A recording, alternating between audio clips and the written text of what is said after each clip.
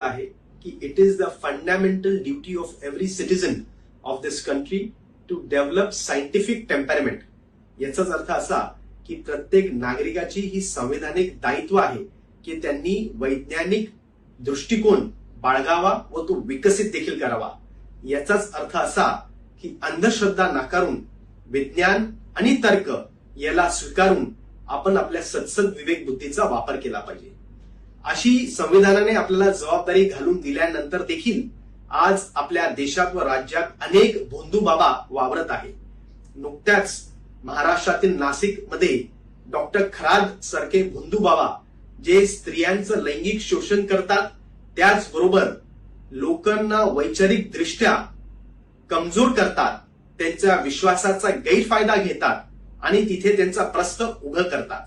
त्यामुळे मी महाराष्ट्राच्या जनतेला आवाहन करतो की कुठल्याही भोंदू बाबाच्या नादी लागू नका. आपला समाज, आपली संस्कृती ही अतिशय जाज्वल्य अशी आहे आणि त्यामुळे कुठल्याही अशा विचारसरणीला इथे थारा देता कामा नये. कारण संविधानानेच आपल्याला शेवटी हा अधिकार दिलेला आहे की आपण वैज्ञानिक दृष्टिकोन ठेवून त्याचा विकास करावा आणि स्वतःच्या कर्मावरती विश्वास ठेवावं. कारण असं कि कर्म अगर आपका सच्चा होगा तो कल आपका जरूर सफल होगा. आणि त्यामुळे पुन्हा एकदा आपल्याला सगळ्यांना विनंती करतो, आवाहन करतो की कुठल्याही भोंदूगिरीला बळी पडू नका. आपल्या महाराष्ट्रात भोंदूगिरीच्या संदर्भात, अंधश्रद्धेच्या संदर्भात प्रतिबंधक घालणारे व निर्मूलन करणारे कायदे देखील आहेत. त्यामुळे जर कोणीही अशा गोष्टींना बळी पडत असेल तर निश्चित तुम्ही पोलिसांकडे तक्रार केली पाहिजे. एवढंच सांगतो.